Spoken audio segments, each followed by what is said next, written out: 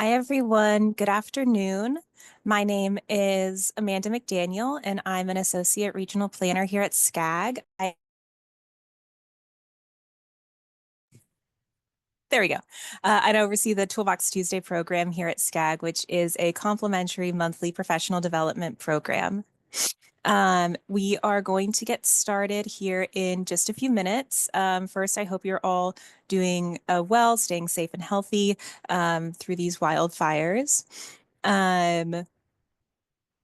Today, we have a session on SCAG's Transportation Safety Predictive Modeling Platform, Part 1, and Part 2 of the session will be taking place next week on January 21st at the same time, same place, right here.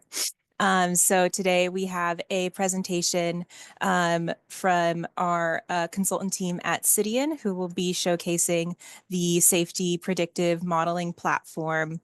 And we hope that this is an interactive session. So please, if you have questions throughout, leave them in the chat and we will get to them at the end. And please stick around until the end of the session. We have a survey that you can fill out that really helps us make sure that we are providing sessions that are as helpful to you as possible. And we also have information on how to log this session for APA, AICP, CM credits. So we've given it a few minutes to let people get into the Zoom meeting. And so with that, I will pass it over to my colleague, Mike Gaynor. Thank you. Okay, thank you, Amanda, and good afternoon, everyone, and welcome again to our Toolbox Tuesday session, the first of two events that will focus on our transportation safety performance modeling and analysis platform that's currently being developed by SCAG through a grant award from the California Office of Transportation Safety, OTS. Again, my name is Mike Gaynor. I'm a senior planner with the Performance Assessment and Monitoring team here at SCAG. And I'll be kicking off today's session before handing things over to our speaker, Jonah McKay, from our consultant team, Citian, who are helping us develop this tool. And while we preview this session, I encourage you to introduce yourself in the chat so we'll have a record of your attendance today. Next slide, please. Okay, we'll start off by quickly reviewing a few meeting logistics. Today's presentation is expected to take an hour and a half, as typical for our Toolbox Tuesday sessions. All participant lines will be muted upon entry, and there will be opportunities for Q&A at the end of the presentation by Jonah. However, if you have any questions during the presentation, we encourage you to type them into the chat or use the raise hand function in Zoom.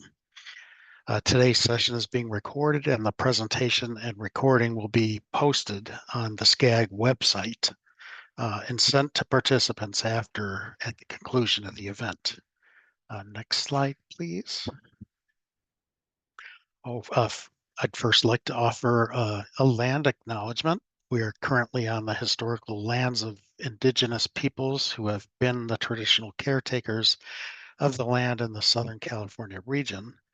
I'm in Rancho Cucamonga, which is on the ancestral lands of the Gabrielino Tongva people. And if you haven't already, I encourage you to visit the resources that are shared in the chat to learn more about the indigenous peoples in the communities where you live. Next slide, please. And on our agenda today, the focus of today's session will be a demonstration of some of the features of our SCAG's Transportation Safety and Predictive Modeling platform that's being developed with the support of our consultant team from Citian. Today's event is the first of two Toolbox Tuesday sessions that will be introducing the Safety Predictive Modeling platform, with today's primarily focusing on the functionality and data sets that are included in the platform, and tomorrow's will focus more on, or not tomorrow, next week's will focus more on some actual case studies where we can look at particular areas. Yeah, again, the next session, the second session will be held next week on January 21st, and it'll be a continuation of this one rather than a repeat. So please plan to attend both. And you may register for that session in the link provided in the chat. And now I'd like to provide a quick introduction of our featured speaker, Jonah McKay, who is the Customer Success and Onboarding Lead at Citian. Jonah has managed successful software implementations with state, city, and regional transportation agencies across the nation. And Jonah will be leading the demonstration of the predictive modeling platform for both our Toolbox Tuesday sessions today and next week. And also joining us today from Citian is Jian Wei Wang, who has led traffic safety studies, traffic engineering design, crash data analysis, software development, and safety engineering work for government agencies for over 25 years. Jin Wei holds a PhD in civil engineering with a focus in transportation, and he will be here to answer any technical questions you might have regarding the Citian crash platform that Jonah will be talking about. So with that, I would like to hand things over to Jonah McKay. Thank you, Jonah. Excellent. Mike, thanks so much. I appreciate that introduction. And yeah, I can share my screen. We can dive into things.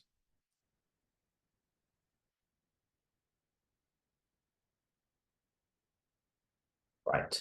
So hopefully everybody can see my screen. Just as we kind of set the stage for the presentation and the conversation and demonstration we have today, I want to give you a bit of a sense of how we got here, the data that's really informing the platform, the analysis you're going to be able to leverage within the platform, really kind of set the stage for the tool and what its capabilities are. So a little bit of background on Crash and on Citian. Right, Crash is a software platform. It is available through through the internet, through your whatever browser you use, and designed to be kind of a crash analysis safety solution that is designed to use cutting edge analytics and visualization to help you with more comprehensive crash data management, support analysis, and support your reporting efforts. The goal is to both reduce costs that are associated with these efforts and remove barriers to performing them while maximizing accuracy, efficiency, and timeliness of your safety analysis, right? Improving data quality, simplifying existing processes as it relates to crash analysis, expediting timeliness, improving coordination, with your peers, then expanding analytical capacity for those with access. Want to talk at the beginning, who is this for? Right now, it's intended for use by SCAG and partner agencies, including cities, counties, and consultants working on their behalf. We firmly believe that that safety takes a village, and the goal here is to provide access to those, again, working for SCAG and partner agencies that need access. We'll talk a little bit about how to get access at the tail end of this slideshow, but ultimately after this call, we're available to start providing access to those who are interested and need it. We've been working through this project and been working with Mike for a while now. After kind of an initial launch for SCAG and a testing phase, we're now kind of entering this initial rollout of the tool to a wider user base. We understand that, safety analysis changes over time, right? Programs are going to change over time. Focus areas are going to change over time. We expect that this platform will evolve and change over time as well. So both in the chat today, as well as over the duration of the lifetime of this partnership, continue to provide feedback. We want to make sure that we're molding the tool, growing the tool in ways that are going to help meet some of those regional needs and ensure that we can improve safety outcomes in the SCAG region. Really at a glance, again, to dive into the why of this tool and the what here. Designed to be a complete safety information center, focusing on crash reduction through more efficient analysis of safety hazards. Right, it's a hub for crash data, analytical tools, reporting, supported by a full digital twin environment. We're leveraging things like artificial intelligence, big data, machine learning to help you meet your traffic safety goals by giving you access to accurate geolocated crash data alongside deep safety insights. And then on top of that, layering in analytical tools that are going to help both improve the quality of crash data, but also help you perform analysis, as well as report out, successes and where you're at as it comes to safety, right? So a full suite of dashboards, query and reporting tools that are going to allow you to really dive in deep with the data on the ground. Kind of a high-level functionality. We're not going to cover all of this today, but it does kind of set the stage for what is possible. We'll dive into more of this on next week's session. We're using data refinement to improve kind of the base quality of the crash data that's available to you all. We have a full crash map that's an interactive 3D digital twin, layering on things like equity analysis, heat maps, local context, and jurisdictional overlays to dive into your own jurisdiction's performance, layering on custom queries, statistical analysis based on geometric data sets. We have a variety of pre-built dashboards that we might get into on next week's session, things like benchmarking, spatial statistics, Vision Zero and crash audit dashboards, HSIP, SHSP dashboards, as well as one that really focuses on vulnerable road users and their outcomes. We also have tools that are going to allow you to analyze areas, right? Taking more of a segment and intersection-based approach to safety and safety analysis. Have tools that automate things like developing collision diagrams, network analysis, and identifying priority corridors throughout your jurisdiction, as well as things like countermeasure analysis, right? We've identified, the spaces, right, that have a safety concern. Now what? How do we get you to those sorts of engineering decision points faster, more effectively, right, with recommended countermeasures? And then after, we've performed safety analysis or done projects, we can also start to automate things like before and after studies, right? So you can, prove your success, share, the effectiveness of the work that you've been doing to improve outcomes. I want to talk a little bit about the data that's included in the platform right now, and this number will be changing soon. There are over 1 million crashes that we've loaded into the system, 1.12 million crashes, representing crashes from 2019 to 2024 across SCAG.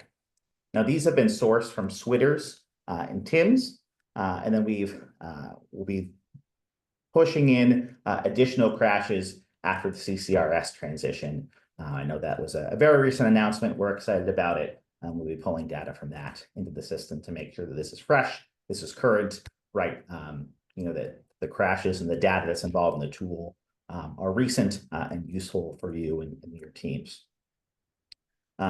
We've also layered in a variety of kind of jurisdictional data layers. We'll go through some of them today. You can see them here on the right.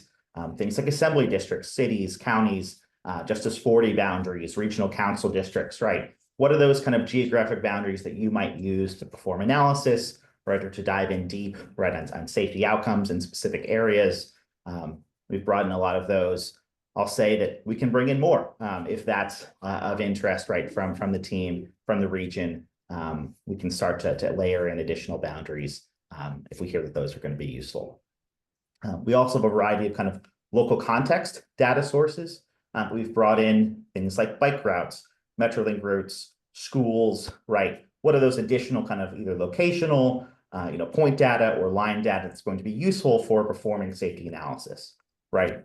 Maybe you're interested in doing a safe routes to school analysis, diving in deep. It's useful to know, right, where schools are overlaid on the map, right? We've also seen people bring in, what are pedestrian trip generators, right? Or countermeasures that have been deployed, those sorts of things. We're open to conversations about what's going to be most effective for the region, but that's what's been loaded so far. As we get into this, you will notice that we've done some cleanup on crash data. I don't think it's, it should not be shocking to know that like there are some flaws, right, with crash data. We've gone through, we've done a refinement process to improve the quality of that base data set. So have received, well over 1 million crashes. We've removed duplicates, right? Found, a little over 500 duplicates, removed those, right, from analysis. So we're not over counting anything. We've also gone through and improved kind of collision type for a number of crashes that were previously unknown, right? Did not have a collision type tied to it. Similarly, for crashes that, on the reports from Switters, our teams did not have a lat long associated, right? Or it was challenging to geolocate. We've gone through, and for 72% of those, we've been able to geolocate and place those on the map, right? Providing, you the ability to view them, interact with them, right? Use them in analysis really for the first time. We're going to continue to work on these things. These numbers will change over time, but do want to give you a little bit of a context to some of the data you're going to see in the system. As I said earlier, this is an evolving platform, an evolving program. We have a couple of kind of future enhancements that we're excited about that will be rolling out over the course of the spring of 2025. One of those, automated fact sheets, right? A lot of people spend a lot of time developing, fact sheets for their region, for their focus area, right? One of our goals is to make that easier, more accessible to users. Here's an example of one that we've been working on here for Ventura County, right? But you can start to get the sense of what's possible here, right? This data exists in the system. It's just about presenting it, in an easy to read, in an easier to read, accessible way, and making it easy for users to export this, provide that to constituents. You'll see similar capabilities for things like before and after studies as well. Before we dive into the demo itself, do you just kind of want to share how to get in touch both with Citian as well as obtaining a login and getting into the platform and getting access yourself? Our contact information is there at the bottom, but to obtain a login, please reach out to Mike Gaynor, and we'll work to get you into the system. Excellent. Well, from here, we'll dive into a quick demonstration over the course of the next hour or so. Excellent. So we'll start out here, really from a place that I think is useful for fully understanding the width and breadth of functionality that's within the crash tool. Really call it just our crash map, designed for easy, open exploration of crashes and crash data across the region. And we have a variety of tools over here on the left, including dashboards, queries, priority corridors, things like analyzing areas, network analysis, custom collision diagrams, custom dashboards, as well as some tools for reviewing crashes and actually improving the data accuracy of the platform as a whole. Right now, though, we'll focus on the crash map. You'll see that we have loaded crashes across the entire region by default, but we can start to drill down and get into some of the weeds pretty quickly. Across the system, if I scroll down here, I can see that we have that 1.12 million crashes loading and available within the system. And then we'll start to see those populate on the map over time. So I start to zoom in, you'll see dots populate. Each of these dots is a crash, from within that 5-year timeline. You can see kind of the legend up here in the upper right. Blue dots are going to be PDO crashes. Yellow dots are going to be injury crashes. And then red dots are going to be fatal crashes. Those are aggregate, right? So the most severe outcome of a person in a crash is going to describe, what color that crash shows up if we have this kind of severity breakdown. However, if I wanted to look at something like CABCO severity, get a little bit more granular with it, I can switch that on, and you'll see that we now have some different shades of yellow and orange popping in so we can get a better sense of individual outcomes in some of these crashes. So I zoom in, you'll see that these crashes are mapped right in real space across the entire region. I'm just left clicking with my mouse here. I can click and drag and explore the region, explore my hometown or my jurisdiction. I can use the right mouse button to start to change the angle here. Maybe I'm really interested, right? How do some of these buildings interact with this intersection? Right, the 3D models can sometimes help with that, or provide maybe a useful, a more interesting graphic for a screenshot or something like that. I can also turn on a satellite view and very quickly get a sense of, where crashes are happening in real streets. A lot of practices will snap crashes right to, a center line or something like that. Our goal is to give you some additional granularity of exactly where crashes are happening in real streets, right? Did this occur, in which quadrant of an intersection, right? Or, is this in the right lane? Because that does impact some of the engineering and analytical work that you might be doing. I'll turn this off just to make it a little bit less visually stimulating. You can play with this whole map in 3 directions. If I ever want to reset to true north, I have a button right up here that I can click and will be reset. Now, if I click on any of these crashes, I am given a high-level overview of what happened here. Looks like this was a straight hit, resulting in an injury to a vulnerable road user, cloudy weather, not speeding, not DUI. All this is coming from the crash report, right, that we're obtaining from Switters. Or we're obtaining from Switters, rather. I can click on this button here and view a full report. It's going to take me to a separate web page that's going to load that crashes report. Every single crash within the system, as well as every intersection and every segment across the region, is going to have its own unique profile page and URL. We do that to really help improve communication and collaboration. Right, we know that's crucial. This is a unique URL. If I shared this with Mike, I shared this with Amanda or anybody else that has a login, they would be taken right to this crash. So we can work on it and look at the same thing, while working in different places. And again, that's going to function similarly for segments and intersections, which I'll show a little bit later. On the crash page itself, we're given a high-level overview of what happened, how many people, what was the CAPCO severity, the number of cyclists or vehicles involved, right? What was the weather like? High level. This map is going to function exactly like the larger or full-featured map that we were just on, right? Maybe I want to turn on the satellite view, get a better sense, or maybe I just want to see where roadway center lines are, right? How does this overlay with that kind of base GIS network? Can turn on some of the local context or map legend if I need that as well.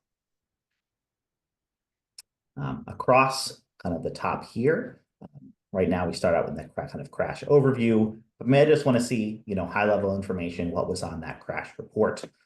You're able to see all of this from this kind of crash info page. With the proper permissions, you can start to edit those things. We can scroll through and see what's populating here, right? Location and conditions, the number of peoples and vehicles, what have you. We don't have narratives in the system currently, but that could be a future expansion to bring in, right, a police narrative. We can do some automated relocation based off of those narratives as well to improve the data quality. You'll see this icon sometimes within the tool for specific crashes. You see that for azimuth and relation to junction. This means that that field was determined by an algorithm, right? So you have full transparency on what a computer might have touched versus what is directly on that original crash report.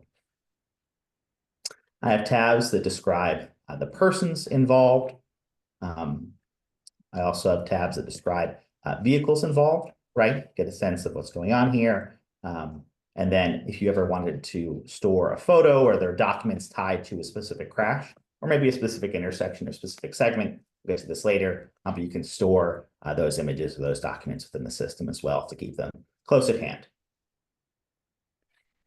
If I wanted to bookmark this, come back later, I can certainly do so, or send this link or send this by email to a colleague if we're working or looking at the same crash. Excellent. We'll close out of this and go back to the main map. And again, this is functionality that's available for every single crash across the entire system. If I'm interested, I'm exploring up here. Great. Here's high-level information. There we go. Now we're looking at Cavco severity, but maybe I'm interested in weather, right?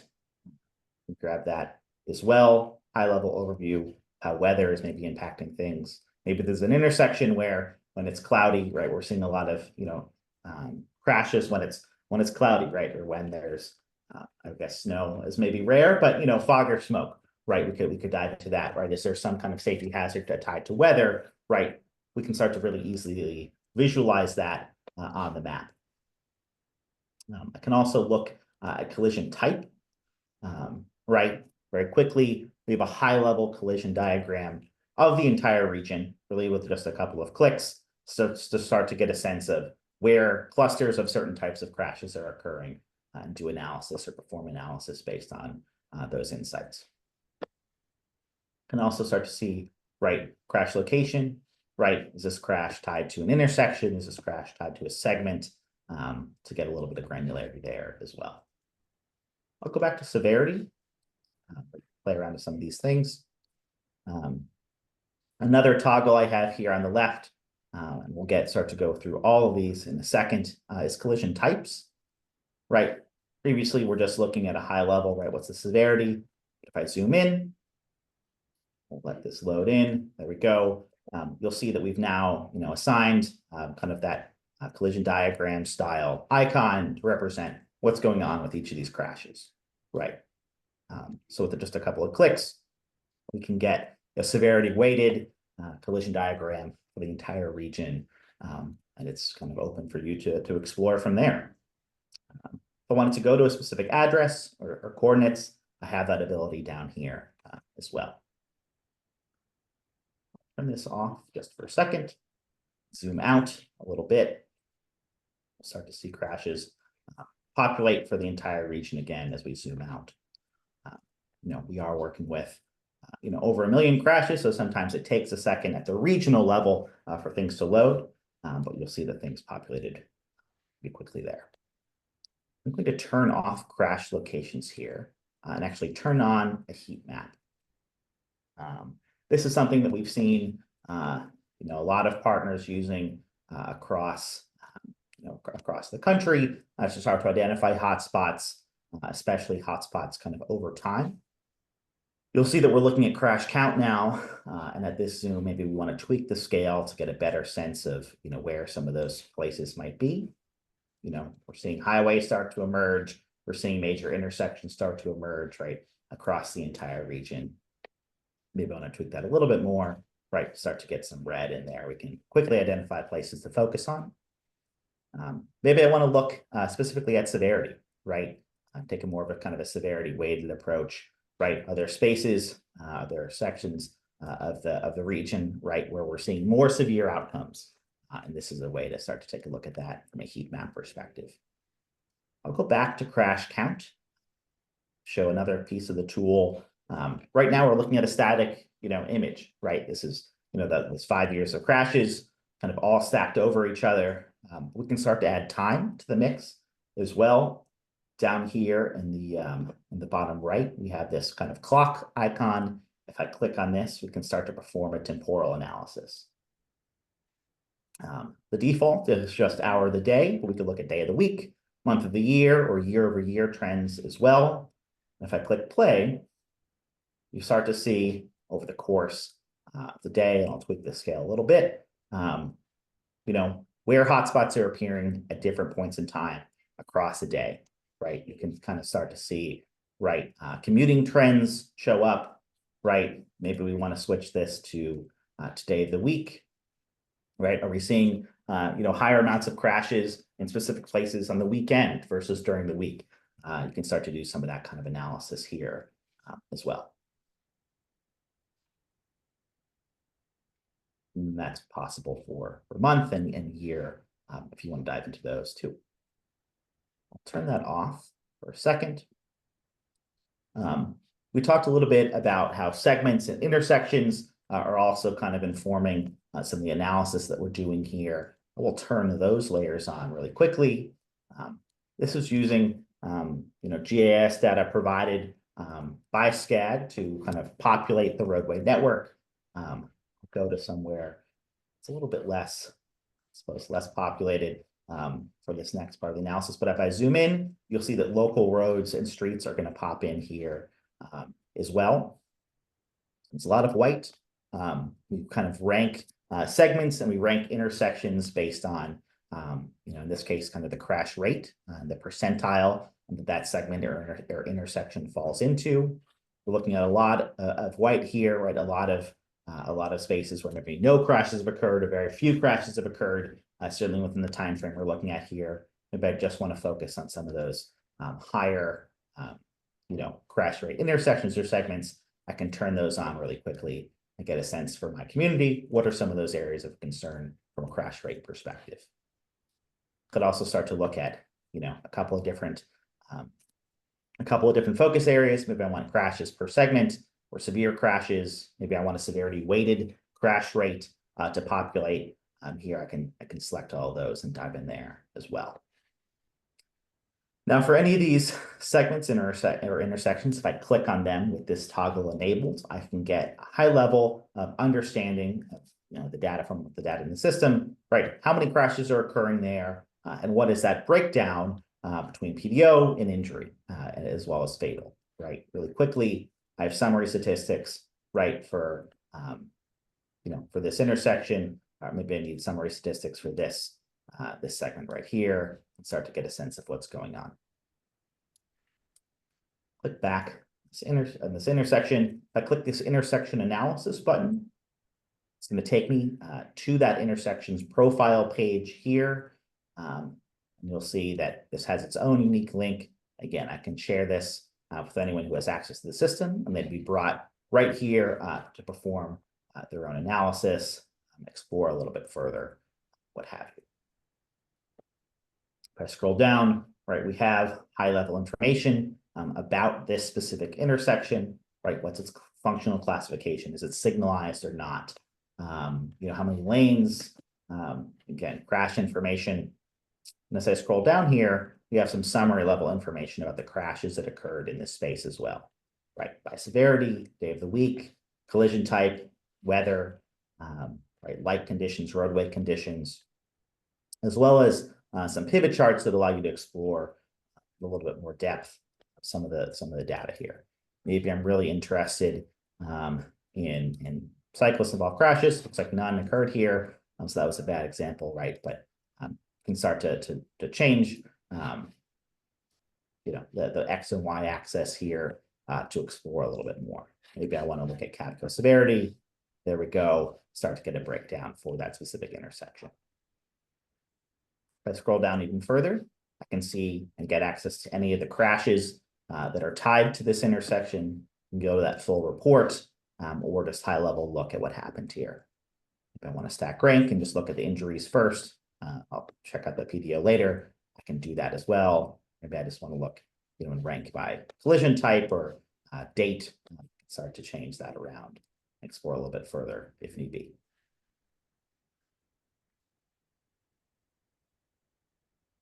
This map, as you come to expect, is going to function and look exactly like all the other maps within the tool, fully interactive, exactly as we come to expect. Can filter date ranges if need be. I also have access to high-level information about this intersection, right? Where is it located, number of lanes, signalized, what have you. And we'll get into some of these other tools a little bit later or even next week.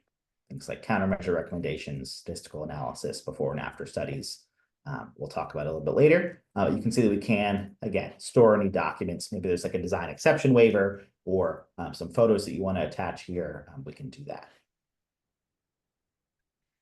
If I click on a segment, zoom in here. There we go. We have the same information. Show all info. And you'll see this is going to behave and function very similarly to the intersection page that we were just on. Scroll down here, details, right? All this is going to function very similarly.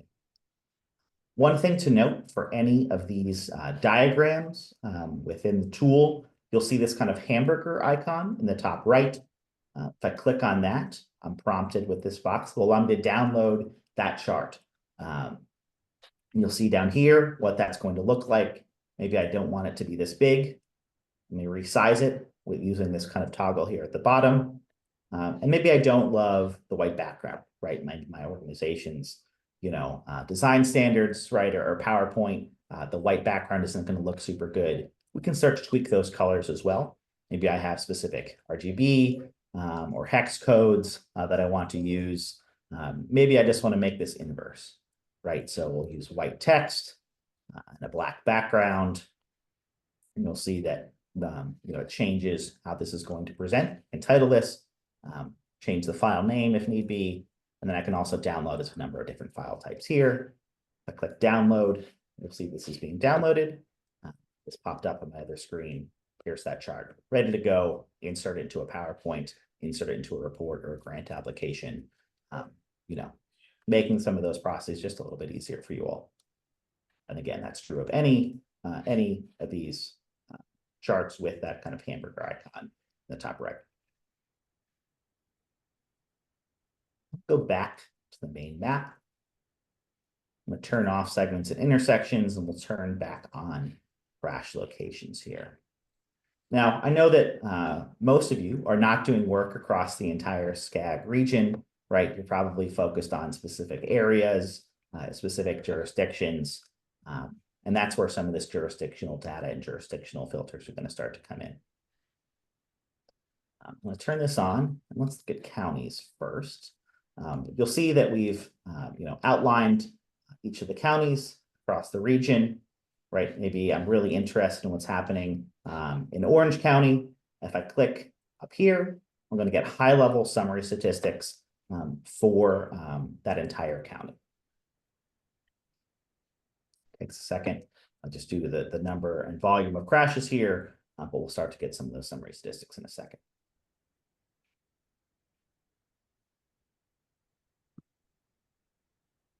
There we go, right? Within the data set we have 40,000 crashes. That's a distribution of PDO, injury, and fatal. And if I want to drop this into a report,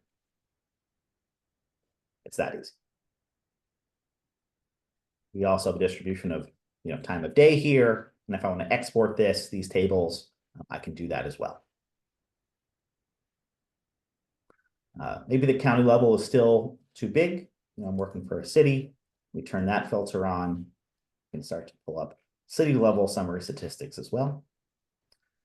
This jurisdictional data, these jurisdictional filters are also going to be available within the crash query tools. You can get really specific about the types of queries you'd like to, the types of crashes you'd like to investigate.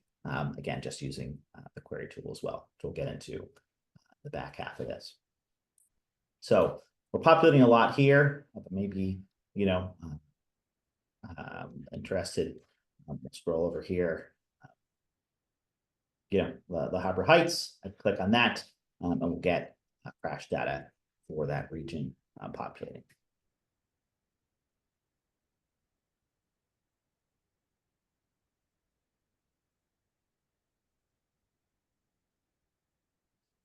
We understand that these, boundaries might change over time, and it's pretty easy to update those boundaries and update these kind of GIS base layers as those things happen. So we expect these to change and be tweaked over the course of the partnership here. You'll see that we have assembly districts, Senate districts, Caltrans district boundaries, communities of concern, LA council districts, counties, high quality transit areas, just as 40 communities, the SCAG boundary, priority equity community boundaries, regional council districts, congressional districts, and even some sub-regional boundaries as well. Again, we can add to this list if the group is interested. Jonah, Yes, Mike. we have a question in the chat. How frequently is contextual data updated on the Crash platform, and our source information as well as data quality control processes available? They absolutely are, and we can update that data really as frequently as the region and SCAG would like. You know, stay in pretty close contact. There's additional boundaries or you know, data you'd like to bring in. We have a conversation about that, and then it gets vetted by our GIS team, and we would want the SCAG team to review that before we publish it broadly to to all users as well.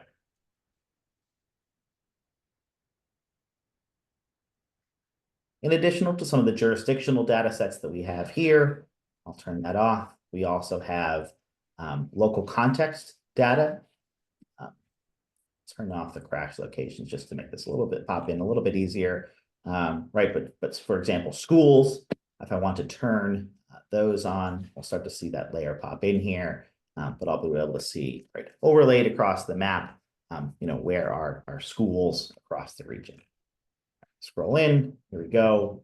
If I click on that, I get a high level description. This is, yeah, Gabrielino High, pardon me.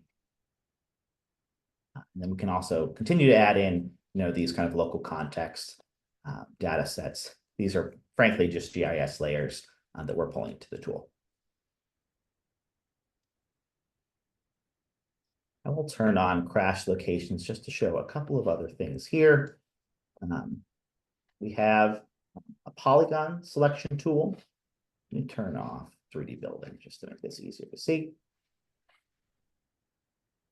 Let's say that I'm working up and down this corridor, you know, on this boulevard here, and I want to get a high level understanding of what's happening with all these crashes.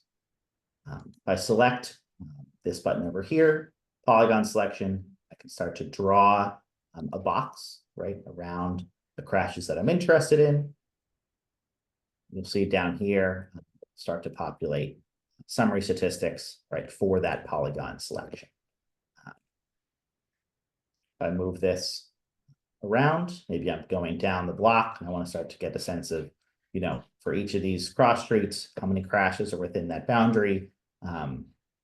It'll pull crashes from within that boundary as well. Click off, click back on. Let's leave that out. The final piece that I do want to show on this map is one of our equity layers. You know how important equity is, right? Especially in transportation planning and safety analysis, right? Prioritizing underserved or traditionally disadvantaged communities is crucially important and also really useful for a lot of the work that you all do. To that end, we have this, we call our fingerprint tool to enable some of those kind of equity analyses and exploration of equity data overlaid with crash data itself. Turn that on, and you'll start to see block group boundaries show up across the map. I'll zoom out just so you can start to get a sense. And you also see this kind of toggle here at the bottom pop up. This is the fingerprint tool. It is configured to populate and highlight at a block group level. This is pulling from American Community Survey data, right? So US Census data that we're pulling in here, and in this case, highlight based on density in this case, but we can look at volume as well. Any of these characteristics that we choose, right? Maybe I want to exploring. Maybe I'm thinking about bus lines, right? Or I want to provide, think about transportation for those that might not have access to a car, right? So I can start to get a sense of where those communities might be. Can turn on, you know, looking at all sexes, all races here. Maybe I'm interested, right, in people that wouldn't have a car because they're, under 18, or maybe they're old enough they wouldn't have access anymore or don't drive anymore, as well as people with a lower household income that might just not have access. If I click update, you'll see that the map is going to repopulate in areas and block groups that have a higher, in this case, density population of people that meet the characteristics that I just specified here. I'm going to highlight in a deeper shade of red. I can change that display setting if need be. Right now we're looking at monocolored, but maybe I want to look at this 5-colored just to have a couple areas pop a little bit more. You can see as we get into Los Angeles, I can start to see some neighborhoods and block groups really pop out that meet the criteria that I specified here. We can go even a little bit further than this.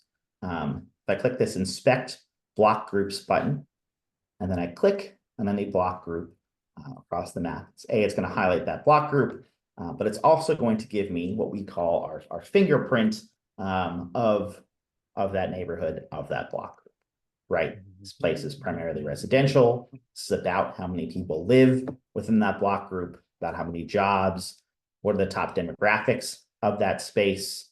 If I scroll down here, right, what is the commercial job representation, as well as kind of a demographic breakdown and the ability to compare that maybe to national averages, right? Is this place overrepresentative or underrepresentative of, based on national averages? We can start to get, very quickly a sense of what's going on in this community. What are some of the things that I might need to be concerned about or thinking about when I'm doing work in this community, as well as, if we turn on crash locations here and let those pop in, what do safety concerns look like, near this block group, right? Are we seeing a lot of, vulnerable road user crashes, in a space where people have less access to a car, right? We can start to do some of those, some of that thinking.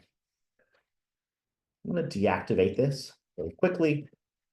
We know that across the map, loading all the crash data can be a little bit overwhelming. There's a lot of things populating here. Maybe I want to filter this on the map. I have a variety of tools that I can use to do that, right? Maybe I'm interested only in higher injury crashes. Maybe I'm only interested in DUIs or specific date range or collision type or what have you. I click apply filter. You'll see that the map is now filtering only to crashes that meet that criteria. If I want to get rid of that, it's as easy as clicking reset here at the bottom. Now, I think that's where we're going to leave things from a mapping perspective. Mike, are there any other questions before I dive into crash queries here? I don't see any at this time, so proceed. Right. Excellent. So we see the crash map is a great way for some of that open exploration, right? I'm not sure what trends are out there, but I want to explore crashes in my jurisdiction, explore what's happening right within my community. But sometimes you have, a really clear idea of what you want to investigate, what you want to learn more about. I care about specific outcomes, or I care, about specific, types of people that might be involved in crashes. In this case, we've built out this crash query tool that's going to allow you to be much more refined in your approach to crash data and really hone in on specific areas or outcomes or any number of properties that are going to be important for that kind of crash analysis. I've just moved up here. I'm still kind of under this investigate category. And I just clicked here on crash query. You'll see here we have the map pop up, as well as the ability to start to design a fully custom query and dive into some things here. Now, you recall from the crash profile pages from each of the profile pages, right? There are a lot of fields that we have access to, right? Pulling from those original crash reports, a variety of that are tied specifically to the crash itself. What day of the week was this? Was the first harmful event? Was it a hit and run? Et cetera. There's a lot here. You can scroll through and start to identify some of the things associated with crashes. We can also look at the person level, right? Age or, airbag status.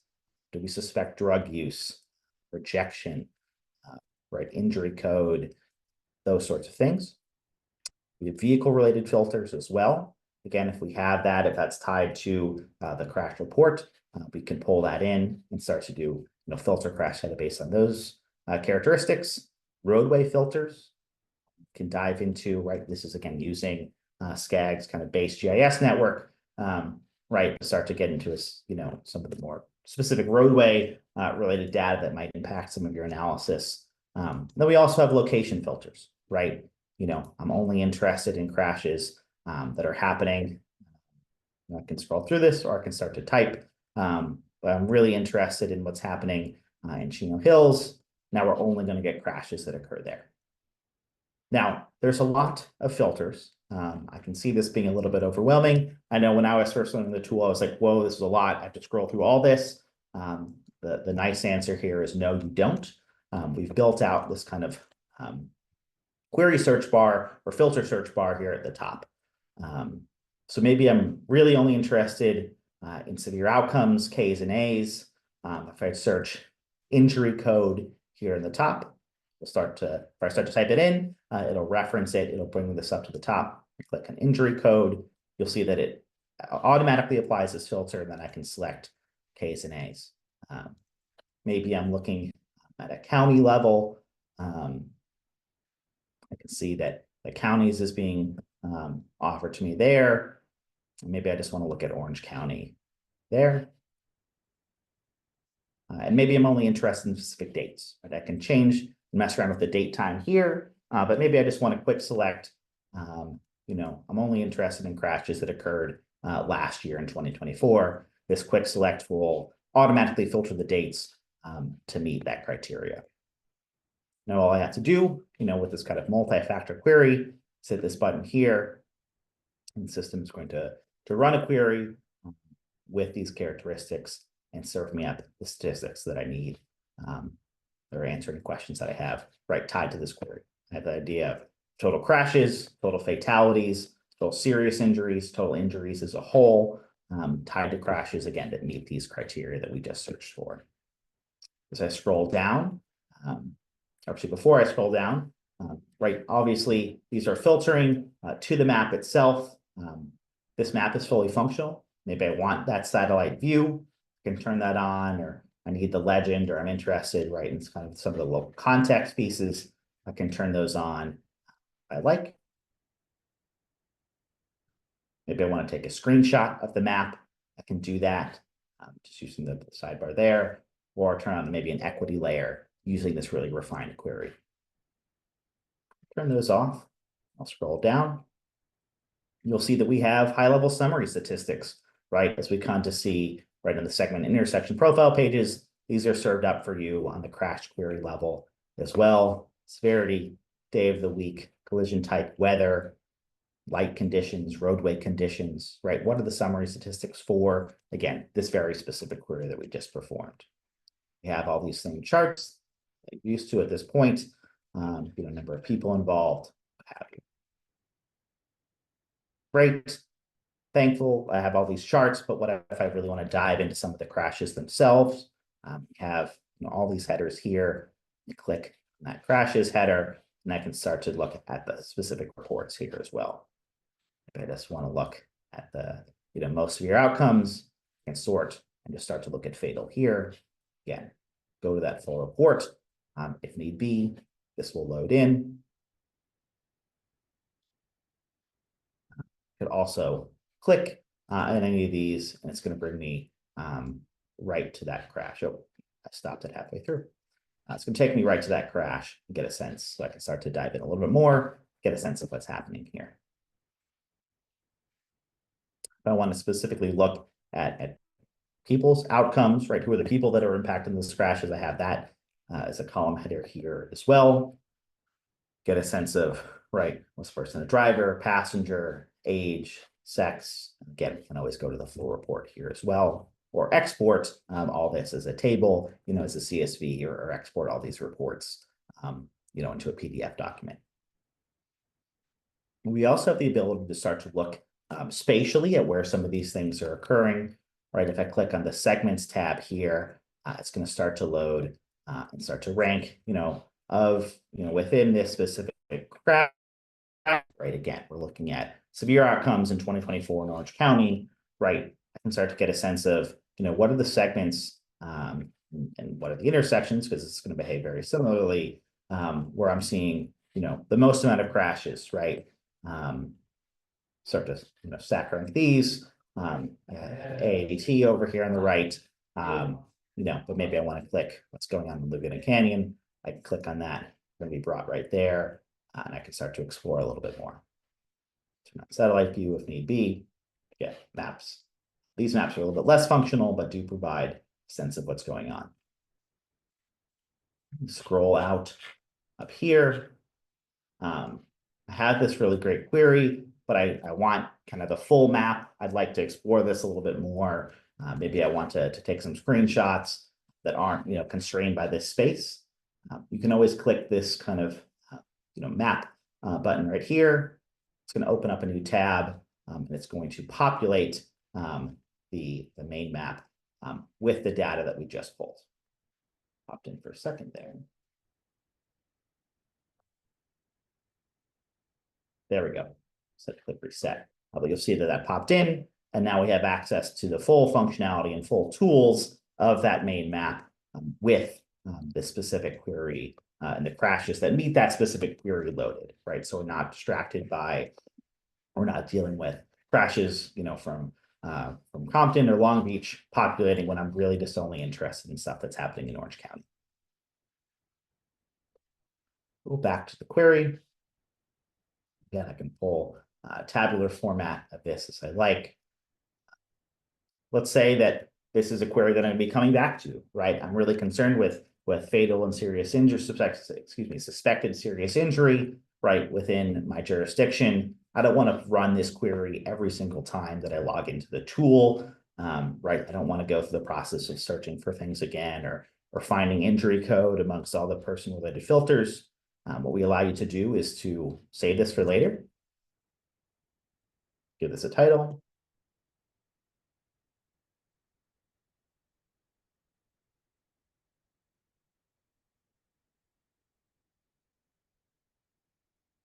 Some A's, right? It's going to save those query parameters here. Click save. And you'll see that we've moved tabs over here to some of the saved queries. Now I can scroll through. There's been a couple that I've run here. I see the one that we just saved is here at the top. But maybe, oh, I am doing work with pedestrian involved crashes. Let me go rerun that from a couple months ago. You'll see that it's loading all those same filters that we were looking at before. It's going to populate the map with them and run the query right with the most up-to-date data that's available. Going back to saved queries, and this might not work because no one else has saved queries in the system yet, but let's say that Mike was running some queries. He would have the ability to see what I've been working on, and I could see what he had been working on as well, right? So Mike put a lot of work into, maybe the specific safety analysis. I don't have to go through and build that myself. I could run his query without having to go through those motions.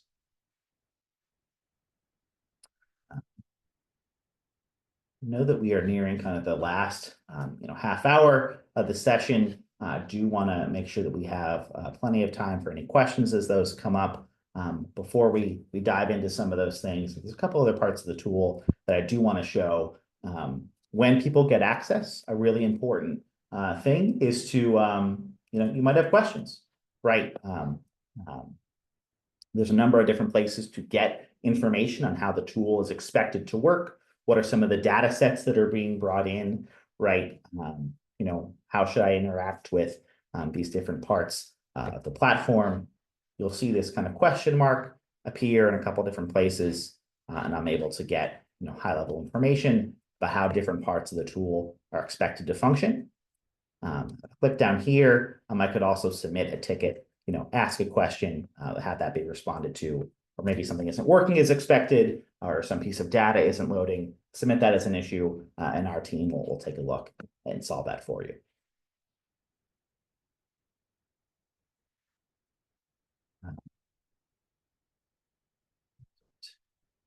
Just gonna do a quick time check. Mike, are we doing okay?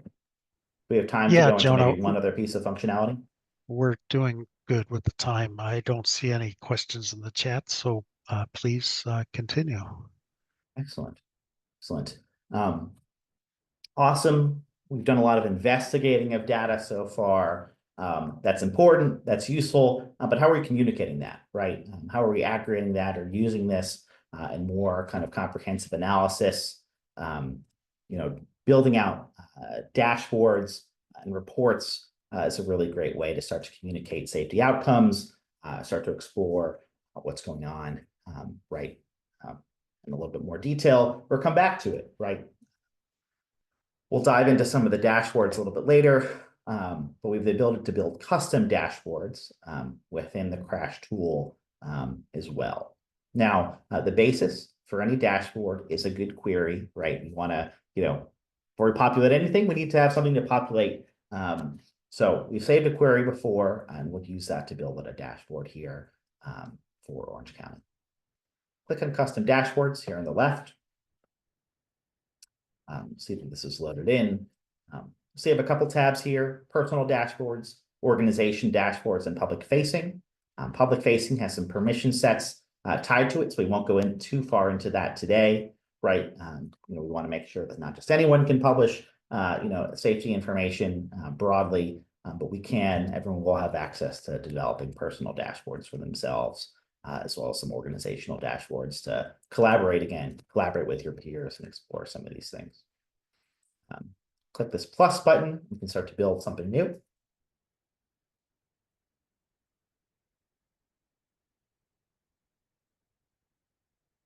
Then a title, description,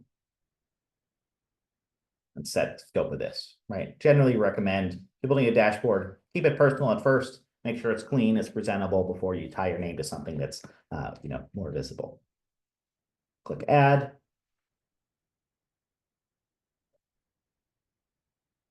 You'll see that we've, at least created the framework for a dashboard here, this kind of next set of tabs. Now I could build out a number of dashboards. We'll start with one today. You can see that we can continue to create tabs and continue to build things if we'd like. Our dashboard builder is going to function very similarly to any tool that you've used that uses kind of widgets. Even similar to maybe reorganizing the screen on your mobile device, on your cell phone, right? I want to drag this app here or drag that app there. Our dashboard builder is going to function pretty similarly, right? There's kind of this hidden grid behind this that's going to snap things to the proper places, maintain ratios, make sure that it looks pretty and communicable for you all. I'm going to click add widget here. And we have a number of different ones that we can start to bring in, right? Maps and pivot charts, text boxes. Maybe we want to highlight a specific number or a specific, pulling a line chart, can do that. I think great foundation of any dashboard is a map. Click that. And then I can start to select which query I want to pull data from. We'll stick with the one that we built earlier, this kind of fatal and serious injury crashes. I'll click on that. A little bit what I want to display. I can display crashes or segments, intersections. We'll start with crashes. Click OK, but I could give this a title and description if I wanted to. And you'll see this map is now going to populate within the dashboard. Give it one more second to grab the data there. Awesome. It populated. We have this map, full features. It's looking a little small, right? This is maybe the smallest the map could look and still be useful. So I'm going to click down here in the bottom right and drag this and resize it. It's looking a lot better. This is going to be much more useful in the analysis that I'm doing. Let's add some additional widgets here. Maybe I want a text box. Maybe I want to say this is how I'm intending this data to be used, or some reminder text can be useful.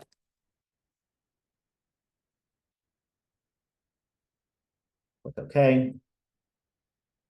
You'll see that this is now populated. I can drag this exactly to where I want it, right over here on the right. Let's add some more. Maybe a number. Then I can select the query that I'm pulling from. Maybe I'm interested in just the total crashes, right? We're starting to overlay, the outcomes here, but let's just sum up how many crashes occurred across the region that meet this criteria. There we go. Drag that in. Maybe let's add one more number just to make this look pretty. Maybe we want a sense of how many pedestrians are involved. So we're doing some vulnerable road user analysis. Can bring that in as well. Excellent. We have all those. Maybe we'll resize this so the lines can add a few more things. Maybe I want a pie chart showing collision type.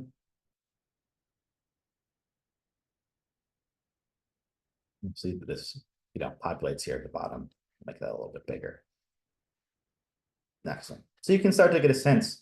This is just with a couple of minutes of toying around and playing around, right? But you can build pretty dynamic, fully custom dashboards that allow you to really focus on outcomes you're interested in, focus areas for the work that you're doing.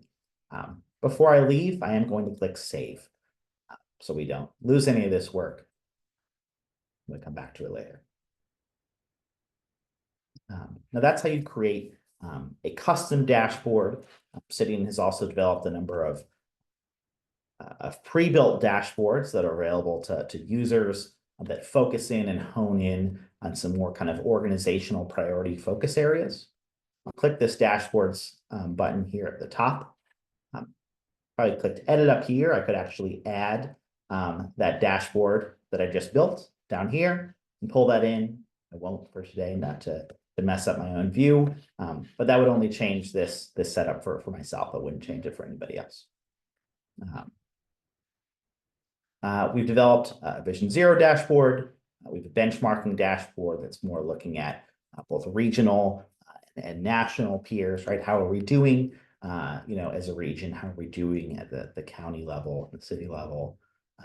A crash audit dashboard, as well as an HSIP, SHSP, HSM predictive analysis, spatial statistics, vulnerable road users, and countermeasures dashboard as well. We'll focus on the Vision Zero dashboard just to start.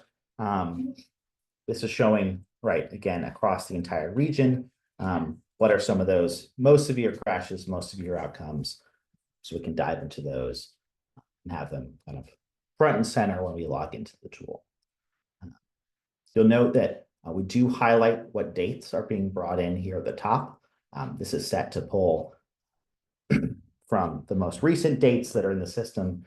As we get additional crash data brought into the tool, you'll see these dates update. As I scroll down, you'll see we have the same, high-level summary statistics for this dashboard. As we dive in and go to any of those crash pages if we want. Again, this is really focused only on major injuries and fatalities. Maybe we want to expand that lens a little bit. We can go to the crash audit dashboard here at the top. That's going to give us a similar view that's going to pull in those PDO crashes as well, all outcomes, so we can start to get a sense of right across the board. We're seeing rear ends is far and away the largest, collision type, right? Useful information. Can start to get some of these summary statistics, get a sense of, over time, how do these things rank? Maybe I'm interested in yearly statistics, pull all of those things. What we also have is what we call a yearly summary. We talked a little bit about temporal data earlier in the call, right, with that temporal analysis and then the heat map. This is kind of a temporal yearly summary, right? So across these charts in the top, we have a month and a day here on the left. This is showing generally how many crashes are occurring.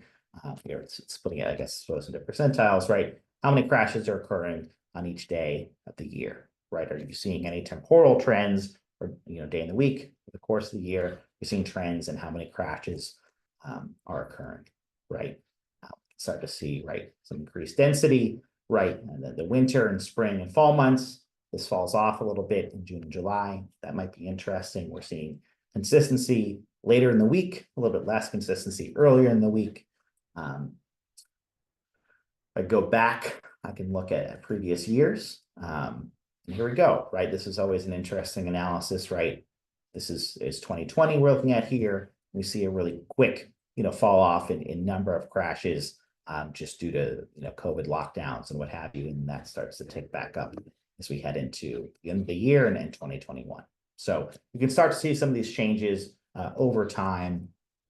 The system will also highlight, right, it's the season, the day with the most crashes. We can get some of this kind of severity breakdown as well, right? Get a sense of, how does severity change over the course of time.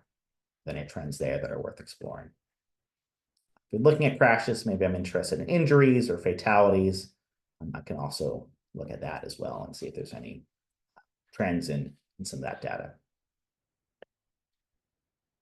Excellent.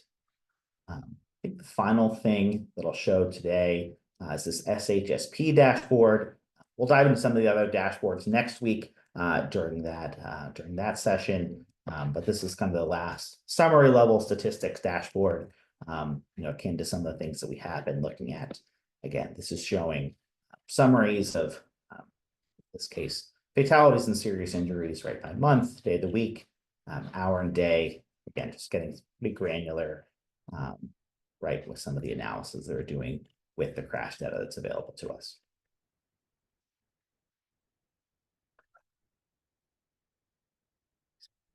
Then, like any of these, if we click that hamburger, I can pull this out, drop it into a report that I might be doing, and automate some of that workflow.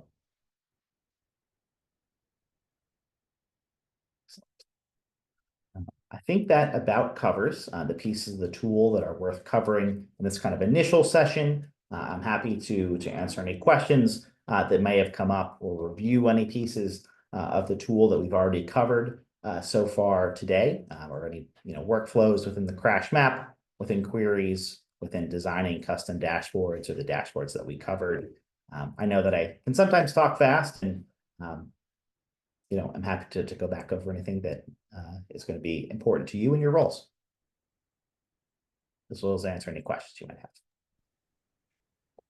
Okay. Thank you, Jonah, for your demonstration of the transportation safety predictive modeling and analysis platform for us today. And now we have a few minutes left to get into any questions and answers that you might have. If you have any questions or comments, please feel free to raise your hand in Zoom or type your question into the chat.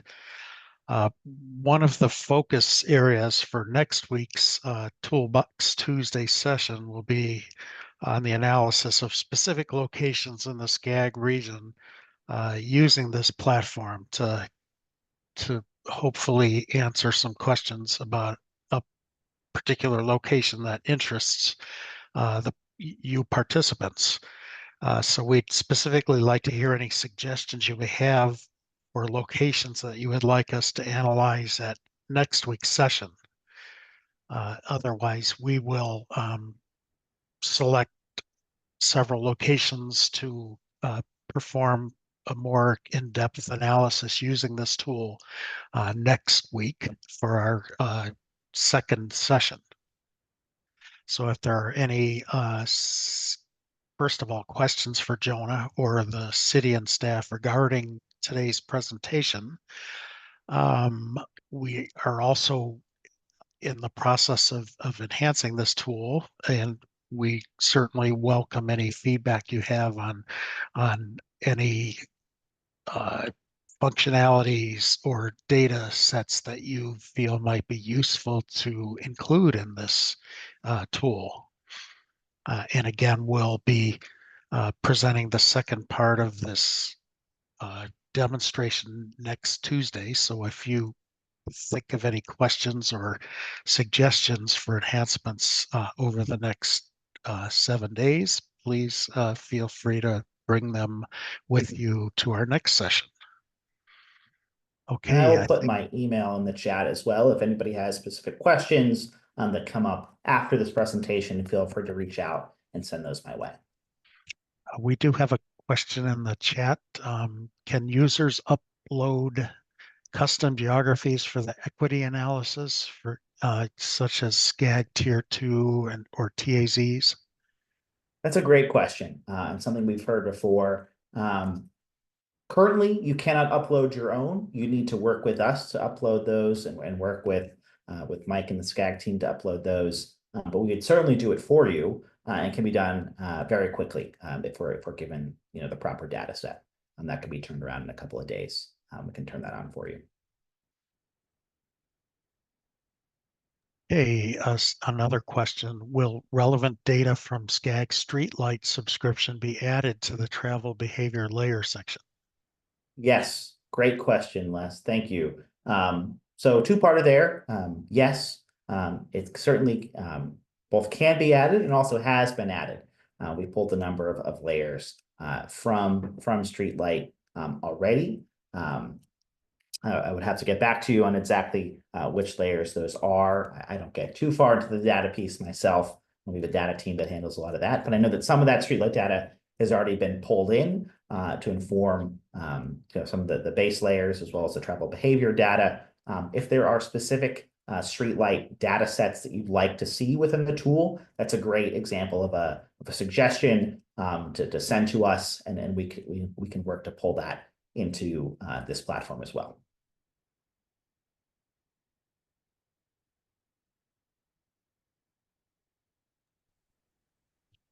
Okay, Our Jonah. goal broadly is to make sure that this is a useful tool, is an actionable tool. We want people to be in it and making your lives easier and more efficient and more effective. And if bringing in those additional data sets helps you do that, that's what we want to accommodate.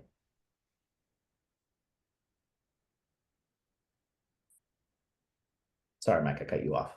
Oh, no, I was just going to remind everyone to please contact Jonah at the email he provided, or to me, Mike Gaynor at SCAG, if you have any suggestions on specific areas that you would like us to go into detail analysis of in our session next Tuesday. Oh, we do have another question. Are there plans to expand the system statewide or nationwide? So I can't speak to any plans, but I can say that we have worked with jurisdictions from as small as small cities to states and MPOs, right? Like SCAG. So the system is designed to be flexible and scalable to and applicable to regions and municipalities and those concerned about safety analysis at any scale. And then, I mean, I'll let Mike answer about statewide or nationwide, but you'd have to talk to those stakeholders about their plans. Okay, thank you. All right, then. Thank you so much for our terrific presentation from Citian and for introducing the Transportation Safety Predictive Modeling and Analysis platform for us today. Do we have a wrap-up slide? Yeah, here we go. I wanted to include this reminder to take a quick 2-minute survey to help us improve future sessions. And that survey link is provided in the chat. And when you, I'd also like to give a special thanks, obviously, to our AV technician, Jennifer Martinez, and to all of the SCAG staff who helped put this event together today. Thank you, everyone. Please be sure to check out the links that are being shared for the APA credits, as well as another reminder to please complete the quick survey to allow us to assess how we're doing with these Toolbox Tuesday sessions. Thank you all again, and we hope to see you all again next Tuesday for part 2 of the safety predictive modeling platform with Jonah again. And Thank you again, Joan. I know we're getting into your dinner hour out there on the East Coast. So please, everyone, stay safe and healthy and have a great day or evening, depending on where you are. Thank you very much.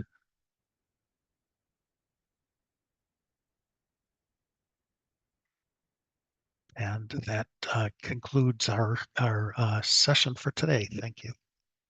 Yes, please, Jennifer.